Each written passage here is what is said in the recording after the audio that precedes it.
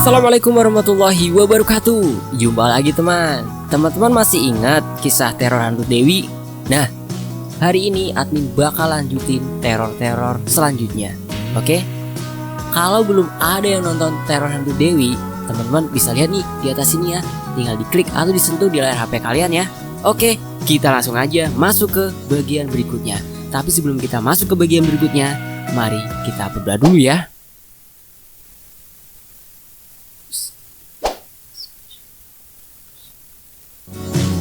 Allahumma sholli ala Sayyidina Muhammad, amin. Oke, kita masuk ke bagian berikutnya.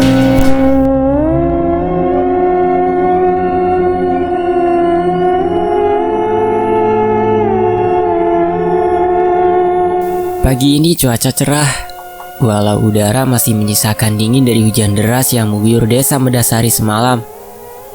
Namun, seperti biasa, warung makan Pak Harjo tetap ramai dikunjungi pembeli. Dua orang lelaki turun dari angkot biru dengan membawa masing-masing tas punggung yang besar.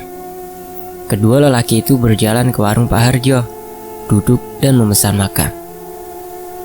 Aduh tenan kampungnya, asu. Salah seorang dari mereka mengomel pelan. Salah sopo melo? Aku nggak ngejak kon terus. Lah tak pikir cedak soko Branti Gus. Branti adalah nama bandar udara yang ada di Bandar Lampung, Provinsi Lampung. Kedua lelaki yang ternyata adalah Bagus dan Rusdi. Tidak lain adalah dua teman Mondok Prasetyo yang emang sudah berjanji akan datang mengunjungi Pras. Pak Harjo mendekat dan meletakkan dua piring berisi nasi dengan lauk pauknya di hadapan Bagus dan Rusdi. Lah iki si Pras sialan iku jemput ora? Tanya Rusdi. Bagus tidak menjawab, malah asik menyantap makanannya dengan lahap. Rusdi kembali mengomel dan segera ikutan menyantap makanannya. Sementara tidak jauh dari mereka duduk, tiga orang yang tampak asik ngobrol sambil menikmati rokoknya. Salah seorang memulai pembicaraan mengalihkan topik sebelumnya. Kalian sudah dengar berita? Si Lung Tato semalam mati dibunuh di sebuah hotel. Jadi bener ya? Berita yang ramai diceritakan orang sejak subuh tadi? Tanya Prayut. Ya bener, karena berita ini dibawa oleh warga yang bekerja di kota. Kebetulan mereka lewat tempat kejadian semalam dan katanya melihat sendiri mayatnya. Walaupun wajahnya hancur, tapi dari pakaian dan tato naga di lengannya sudah jelas itu Ilung Tato. Jawab Hadi. Memang pantas manusia laknat itu mati. Warga desa tidak tentram. Kalau belanja ke pasar, khawatir diganggu bajingan itu. Kalau masih hidup, mau rasanya kupukul kepalanya. Jawab Parto. Prayit memukul kepala Parto. Lambemu tok, uangnya wes mati tembene kue wani ngomel. Hadi melanjutkan dan berkata, tapi yang jadi pertanyaan adalah siapa yang membunuh Ilung? Pasti orang sakti. Kembali terdengar cerutukan Parto. Asu, menengok saya tau cocotmu kui. Sentak Prayit. Yo wes, aku menang ae. Jawab Parto. Semalam, polisi yang memeriksa kamarnya tak menemukan bukti-bukti adanya seseorang yang berada di dalam kamar selain Ilung sendiri. Bahkan saat CCTV hotel diputar, hanya terlihat Ilung sempat membuka pintu, berbicara sendiri, lalu kembali menutup pintu. Ia berbicara seakan-akan ada orang di depannya. Padahal di CCTV jelas-jelas tak terlihat siapapun selain Ilung sendiri. Panjang lebar kali ini Hadi menerangkan.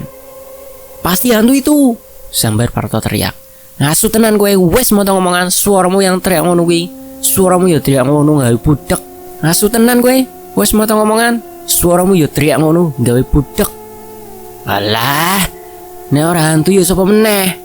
Jawab Parto yang kesal karena kepalanya dipukul terus oleh Prayit. Kowe rasa meneng, tak jak gelut loh.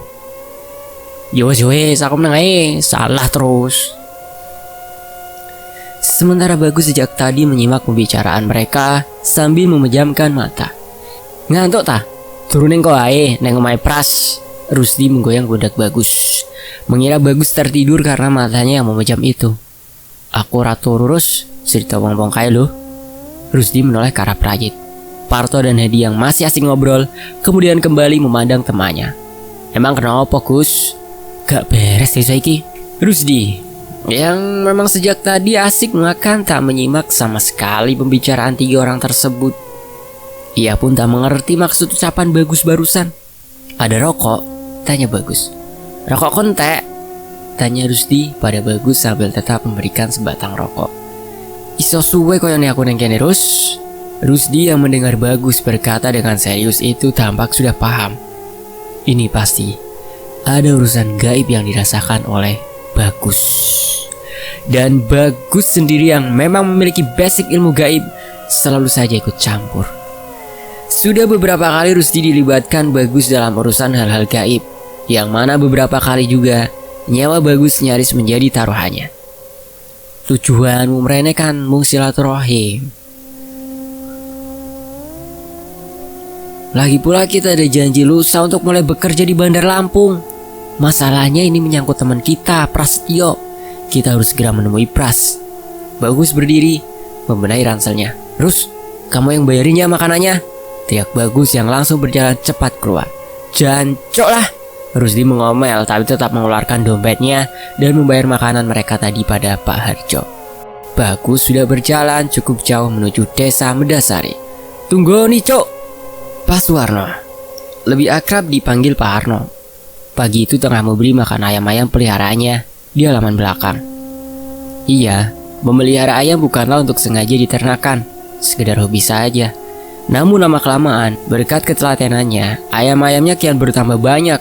Kandang yang semula hanya berukuran 2x1 untuk beberapa ekor ayam, kali ini sudah bertambah jadi puluhan meter. Untunglah, Pak Harno memiliki tanah yang luas, sehingga ayam-ayamnya masih bisa ditampung di halaman belakang. Tidak hanya dari desanya sendiri, terkadang ada saja yang datang dari desa tetangga yang ingin membeli ayamnya atau telur-telurnya. Harga yang diberikan oleh Pak Harno jelas lebih murah dibandingkan harga yang umumnya dipakai oleh peternak ayam di sana. Juga telur-telurnya. Sedangkan kualitas daging ayam dan telurnya tak perlu disangsikan lagi. Hasil penjualan ayam dan telur selama ini cukup membantu untuk kehidupan sehari-hari. Juga biaya sekolah putrinya, Rina Andini, dan biaya mondok anak lelakinya, Aryo Prasetyo. Hingga akhirnya Pras lulus dan kembali ke desa. Namun Pras belum berniat untuk mengajarkan ilmunya di desanya, walau itu sekedar membangun semacam TPA. Sementara itu Pak Harno sendiri kini tinggal menanti masa panen tiba. Di sawah memang sudah terlihat sebagian padi yang sudah mulai menguning. Kiranya sekitar sebulan lagi keseluruhan padi di pesawahan desa Medasari sudah bisa dipetik hasilnya. Istri Pak Harno sudah meninggal 3 tahun silam, terkena stroke yang aneh. Dikatakan aneh karena semua dokter yang mengobatinya mengatakan kalau syaraf istrinya normal, tak ada masalah apapun. Banyak yang menyarankan Pak Harno untuk mencari orang pintar untuk kesembuhan istrinya, tetapi ia memilih pengobatan alternatif saja. Ketika semua dokter sudah angkat tangan, tak sanggup mengobati lagi.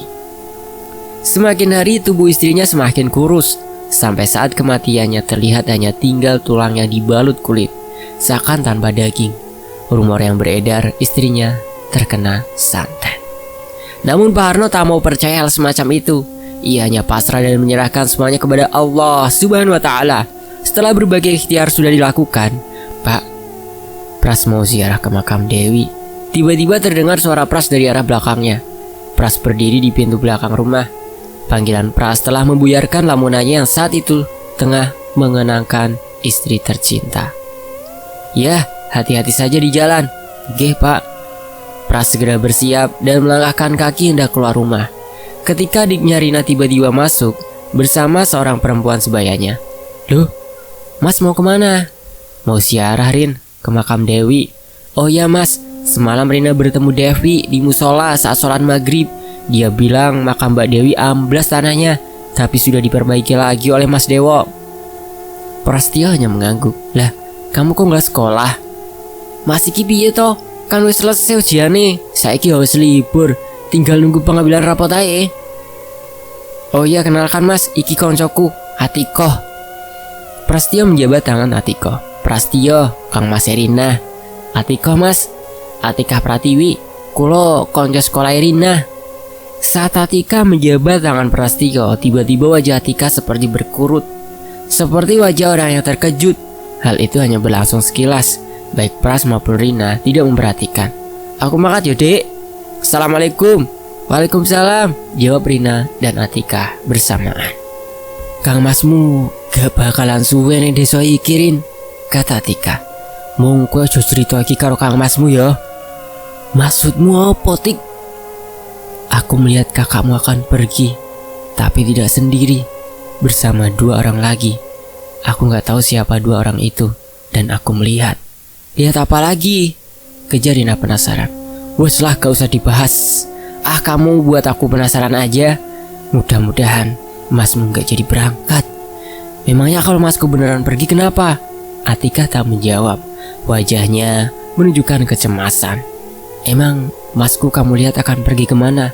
Ke timur, ujung timur Pulau Jawa.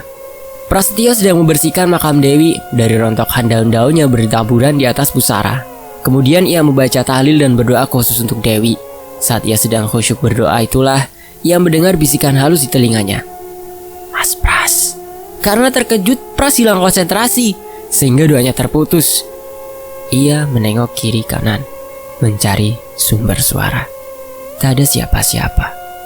Namun saat pandangannya tertuju ke pintu masuk makam, ia melihat seorang wanita bergaun putih bersih. Rambut panjangnya yang terurai itu tergerai oleh hembusan angin. Wajahnya tampak pucat, namun wajah itu adalah wajah yang sangat dikenalnya, Dewi Anggraini. Dewi, gumamnya. Pras buru-buru bangkit dan berlari ke arah sosok yang menyerupai Dewi. Dewi berbalik dan berjalan menjauh. Anehnya, walau jelas tampak berjalan sedangkan Pras berlari mengejarnya. Seakan Dewi berjalan sangat cepat, ia tak bisa menjangkau Dewi. Pras terus mengikuti kemana arah perginya Dewi, sampai mereka tiba di depan sebuah rumah tua. Dewi masuk ke dalamnya dan menghilang. Saat Pras ingin masuk dan mengejar sosok Dewi, saat itu juga sebuah suara yang pernah dekat dengannya terdengar memanggilnya dari kejauhan. Woi Pras, iki aku Rusdi karo Bagus teko. Pras membalik badannya. Ia tersenyum lebar melihat bahwa benar yang berteriak memanggilnya tadi adalah Rusdi. Dan sebelahnya sahabat dekatnya di pondok, Bagus Wicaksono. Piye kabare? Tanya Bagus menyalami Pras saat mereka sudah berdiri berhadapan-hadapan. Belum lagi Pras menjawab pertanyaan Bagus, tiba-tiba tangannya terasa seperti dialiri listrik dan ia cumik kuat seraya melepaskan jabat tangan Bagus. Janjok kon Gus, kon wes suwe ora ngamalne amalan al-hikmah yo. Loh, kok kon weruh? Tanganmu adem ngono, biasanya panas. Baru di strum sedikit aja udah loncat. Perasaannya tertawa. Kamu tahu aku ikut perguruan al-hikmah dari mana? Gimana kamu ini? Bagus ini kan dukun, kata Rusdi berkelakar. Bagus ikutan tertawa. Kon lah apa ngadeg neng kene? Madep omaiku. Sudahlah, nggak apa-apa. Yuk, kita ke rumahku. Mereka bertiga pun berjalan berbarengan menuju rumah Pras. Sepanjang jalan mereka saling bercerita mengenang masa-masa waktu sama-sama mondok dulu.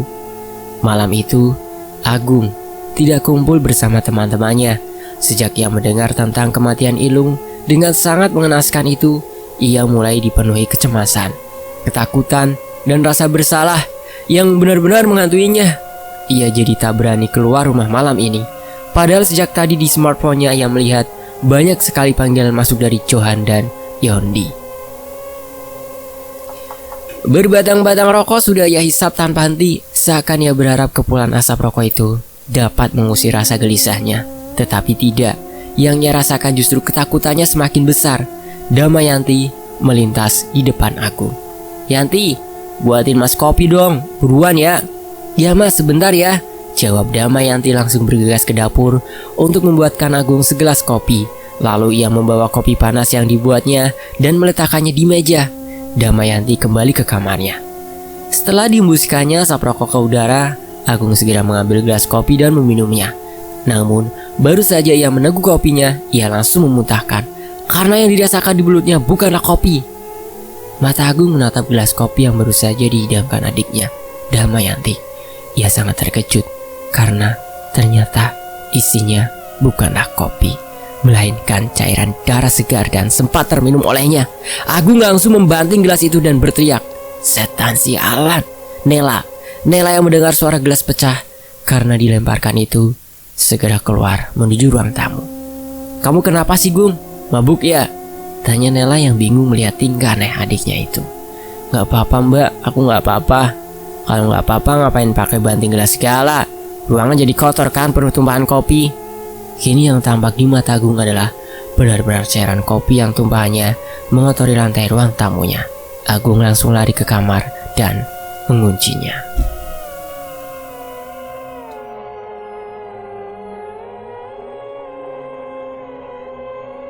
Sebuah mobil keluar meninggalkan desa Medasari. Di dalamnya adalah Pak Hendarto bersama anak lelakinya Agung. Agung duduk dengan meringkuk di kursi belakang. Tangannya mendekap ke kaki, matanya nanar memandang ke sekelilingnya. Seakan-akan ia takut sesuatu yang mengancam jiwanya datang dan menghabisinya dengan sekejapan mata. Wajah Agung tampak pucat karena ketakutan yang sejak kemarin ia tahankan.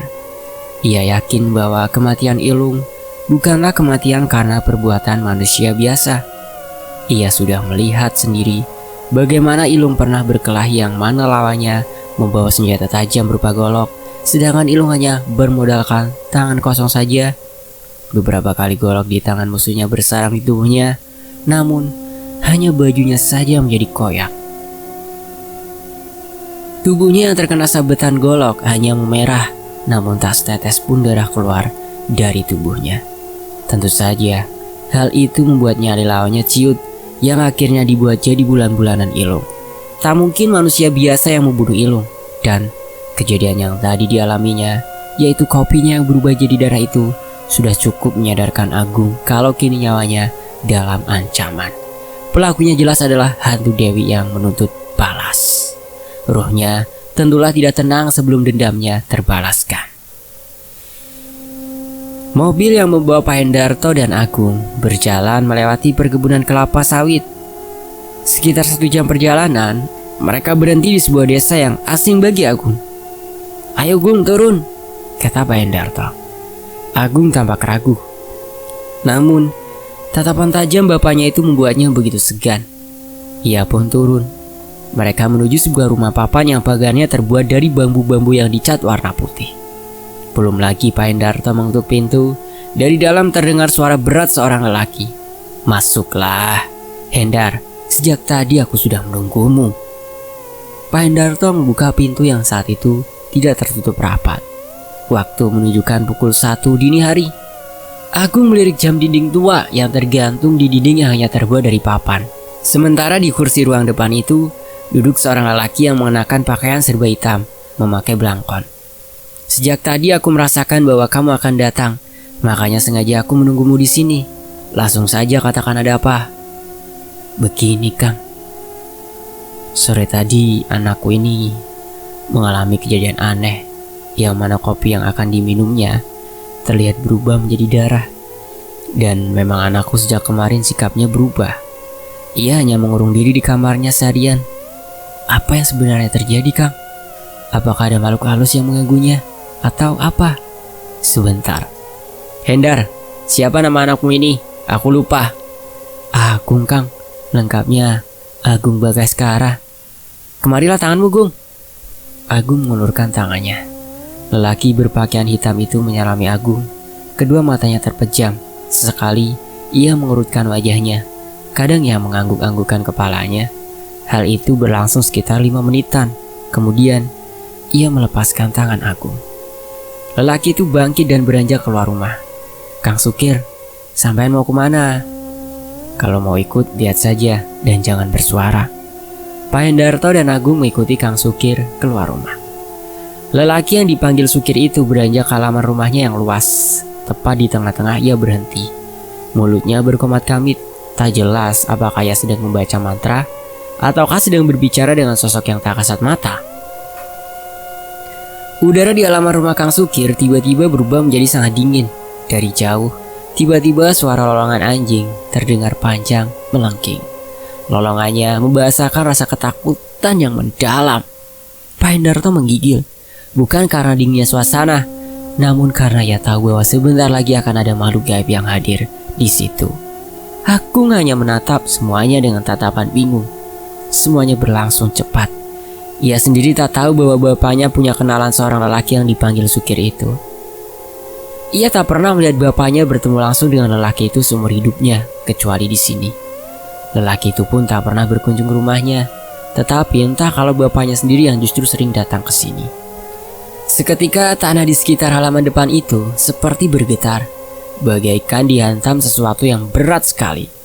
Terdengar suara geraman yang terdengar halus, namun suaranya sungguh menggetarkan hati dan menciupkan nyali siapapun yang mendengarnya. "Pergilah sekarang dan jaga sampai aku datang," kata Kang Sukir. Tangannya ditangkupkan di dadanya seperti seseorang yang menjurah hormat. Kembali tanah bergetar. Tak lama udara yang semula dingin itu pun kembali normal seperti biasa. Begitupun lolongan anjing yang suaranya terdengar pilu itu pun tak terdengar lagi. "Mari kita masuk." Mereka bertiga kembali masuk. Sesampainya di dalam, Kang Sukir menatap Agung. "Kamu duduk saja dulu di sini, dan kamu Hendarto ikut aku." Kang Sukir dan Pak Hendarto masuk ke dalam sebuah ruangan. Agung yang penasaran dengan apa yang dilakukan bapaknya dan lelaki itu tak bisa berbuat apa-apa. Ia tak berani beranjak dari duduknya. Ada perasaan tenang di ruangan itu. Untuk sementara ia merasakan perasaan aman. Ditatapnya pajangan wayang yang ada di dinding ruangan. Ia melihat sebuah wayang gunungan yang diapit wayang Semar dan wayang Arjuna. Tampaknya itu dari kulit asli. Setengah jam kemudian bapaknya dan Kang Sukir keluar dari kamar. "Jadi, kira-kira apakah ada kemungkinan dimusnahkan, Kang?" tanya Pak Hendarto. "Sulit tampaknya, Hendar. Satu kuntilanak saja sudah berbahaya, yang ini malah dua. Dan mereka menjadi satu saling menguatkan. Kalau bukan ulah dukun dengan kemampuan yang sangat tinggi, tentu mustahil bisa melakukannya. Tetapi besok sore aku pasti jadi ke rumahmu. Mungkin aku tidak sendiri. Aku akan mengajak juga Yudhistira. Ia banyak berpengalaman dalam hal menghancurkan makhluk halus yang membandel," kata Kang Sukir. "Kalau begitu, aku pamit dulu, Kang." Pak Hendarto mengeluarkan sebuah amplop tebal yang segera diberikannya pada Kang Sukir. Kang Sukir menolaknya. Seberapa kukuh pun ia memaksa agar Kang Sukir mau menerima uang itu, Kang Sukir tetap kukuh juga menolak. Kalau memang mau memberi ya nanti sajalah, jika semuanya sudah selesai dan makhluk itu sudah kumusnahkan. Pak Hendarto dan Agung segera meninggalkan rumah Kang Sukir. Segudang pertanyaan bergelayut di dalam benak Agung. Siapa sebenarnya Kang Sukir? Sepanjang perjalanan pulang, Agung tampak lebih tenang. Apalagi tadi bapaknya memberikan sebuah kalung yang terbuat dari benang hitam yang dirajut. Di kalung itu terdapat buntalan terbuat dari kain hitam. Menurut bapaknya itu tadi yang dibuat oleh Kang Sukir di dalam kamarnya. Dibuat khusus untuk Agung agar ia tak lagi diganggu oleh makhluk-makhluk halus. "Kalau yang tadi itu, Pak, yang di halaman rumahnya, aku sangat takut mendengar dentuman tanah yang membuat tanah bergetar seperti ada lindu yang cukup kuat. Apa yang dilakukan Kang Sukir?" tanya Agung meluapkan rasa penasaran yang sejak tadi dia tahankan. Sambil tatapannya terus menatap remangnya jalan berbatu di area kebun sawit itu, Pak Hendarto menjawab. "Yang tadi itu Kang Sukir memanggil jinnya yang bentuknya tinggi besar, sekitar 4-5 meter. Bisa dibilang jin itu adalah raja jin, karena ia membawahi lagi ratusan, mungkin ribuan jin lain. Kang Sukir meminta jin itu untuk membawa pasukannya menjaga rumah kita. Sementara waktu sampai besok, Kang Sukir sendiri yang katanya akan membawa juga teman untuk membunuh 2 kuntilanak yang menjadi satu itu." "Hebat ya, Pak, Kang Sukir itu. Selain sakti, ia juga penolong yang ikhlas. Ia menolak waktu Bapak memberinya uang tadi." Kali ini bapaknya tertawa lebar. "Siapa bilang, Leh? Justru Kang Sukir itu mata duitan. Sama Bapak saja ya segan. Karena Bapaklah yang sudah membuatnya jadi sakti itu." Agung terpana tidak percaya. "Maksud Bapak gurunya Kang Sukir?" Pak Hendarto tertawa lagi. "Bukan, Leh. Bapak bukan gurunya. Panjang ceritanya. Kalau Bapak harus ceritakan itu semua. Tapi intinya saja ya. Dulu, sebelum kamu lahir, Nela masih bayi saat itu. Istri Kang Sukir meninggal karena disantet. Ia begitu dendam pada orang yang menyantetnya. Kang Sukir adalah salah seorang pekerja teladan Bapak. Orangnya rajin dan loyal sama Bapak. Ia sudah seperti tangan kanan bagi Bapak.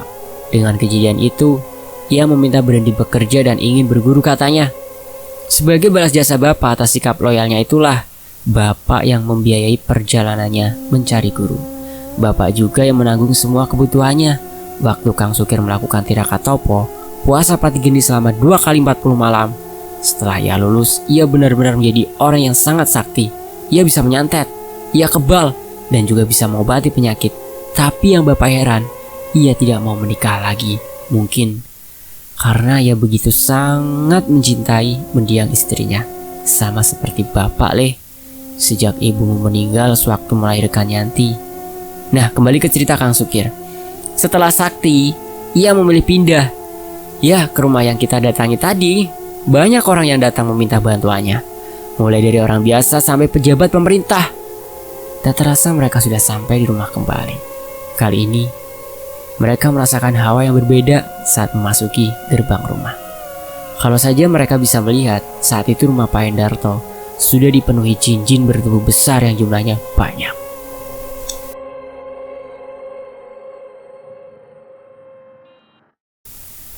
Suasana pagi yang cerah. Usai sholat subuh berjamaah di musola Nurul Falah, Pras mengajak dua sahabatnya Bagus dan Rusdi untuk lari pagi mengitari desa Mendasari yang indah dan masih asri itu.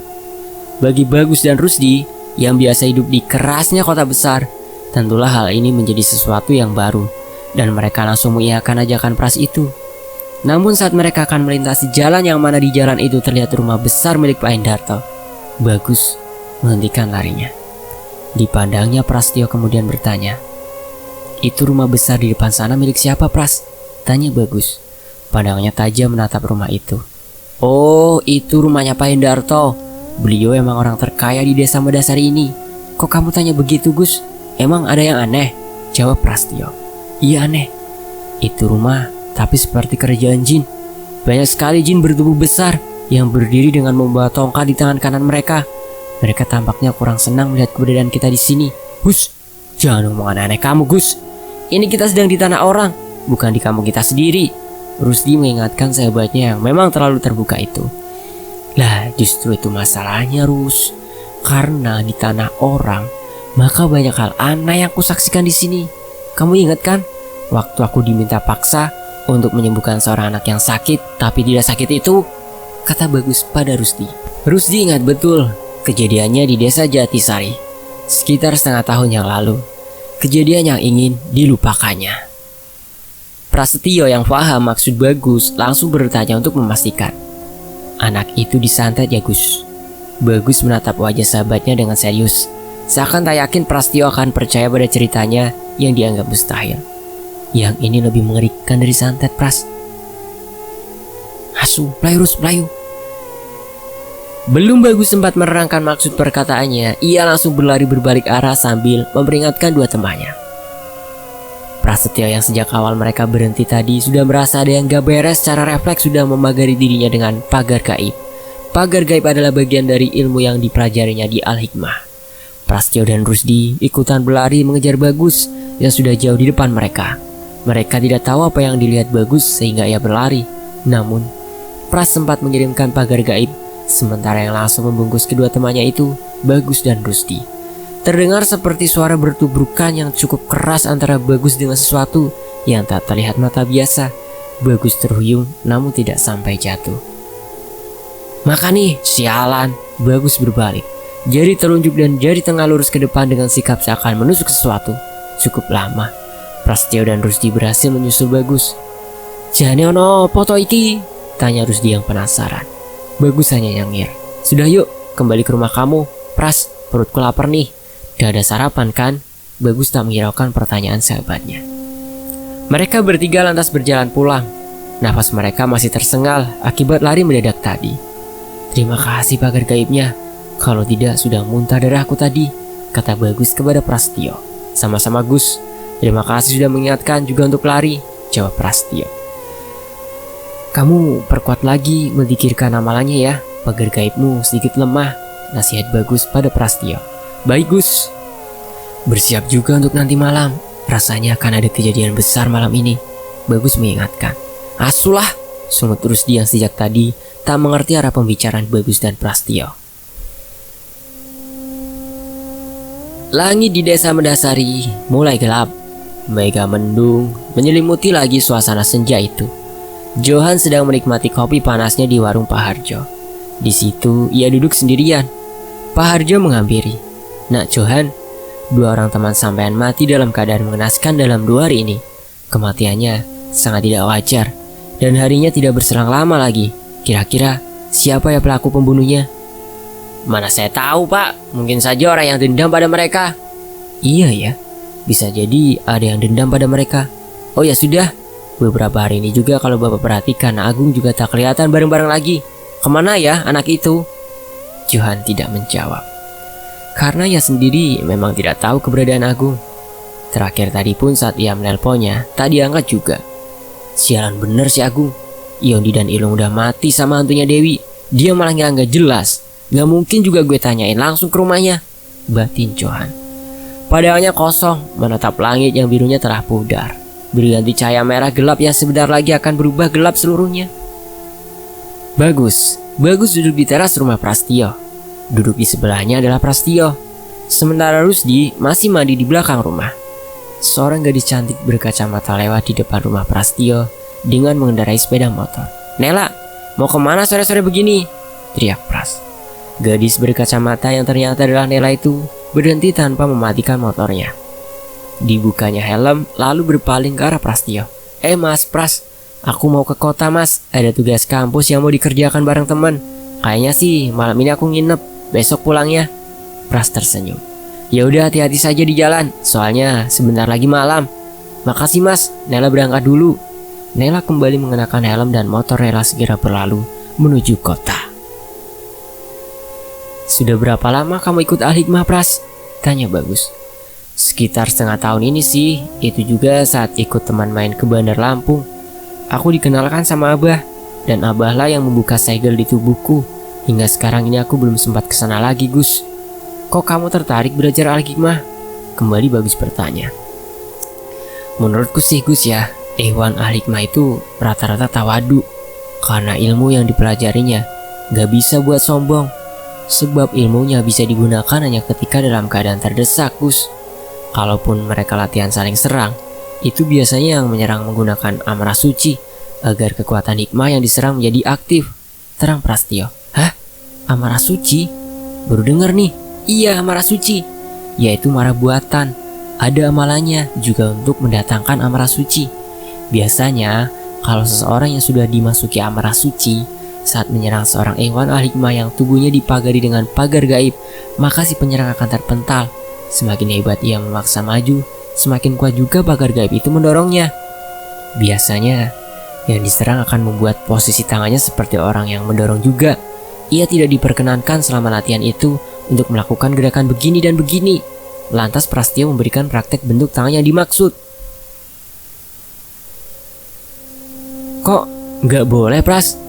Tahu-tahu Rusdi sudah berdiri nongol di depan pintu. Sudah selesai mandi rupanya. Karena kalau ia menggerakkan tangannya begini, maka penyerangnya akan muntah darah. Bahkan sisi perutnya bisa saja keluar semua. Bisa mati, Rus. Ih, serem sekali. Kalau begini juga nggak boleh, kenapa, Pras?" Rusdi menunjukkan gerakan yang tadi diperagakan Prastio. "Yang itu lebih serem lagi malah. Jantung lawan bisa pecah dan meninggal dunia seketika." Rusdi merinding mendengarnya, sementara Bagus tampak senyum-senyum sendiri. "Ngapain kamu ketawa begitu? Gila?" tanya Rusdi pada Bagus. Pras yang matanya melihat gerakan tangan Bagus langsung menangkap maksud Bagus senyum-senyum sendiri itu. "Nah, mirip seperti itulah, Gus." "Apaan sih?" tanya Rusdi gak nyambung. "Tapi Gus, kamu tadi terhuyung waktu lari. Jangan-jangan..." Wajah Bagus jadi pusat. Bagus hanya mengangguk. "Tampaknya tebakanmu gak salah, Pras. Tapi seranganku tadi sudah cukup melumpuhkan makhluk besar itu. Tidak sampai membunuhnya." "Alah, terserah kalian lah mau ngomongin apa. Minta rokoknya, Pras." Baru saja Rusdi menyalakan rokoknya, Bagus merampas dan mematikannya di asbak. "Wes adzan su, ngokok kemeng kemana? Sholat se." Ya, saat itu sudah terdengar lantunan suara adzan dari musola Nurul Falah. Ketiga pemuda itu lantas berangkat untuk sholat maghrib berjamaah. Teman-teman jangan lupa sholat ya. Udah sholat belum? Dan demikianlah untuk teror hantu Dewi. Untuk bagian berikutnya, tunggu ya, admin akan segera update. Terima kasih atas perhatiannya. Wassalamualaikum warahmatullahi wabarakatuh. Tetap di Fakta Sejarah.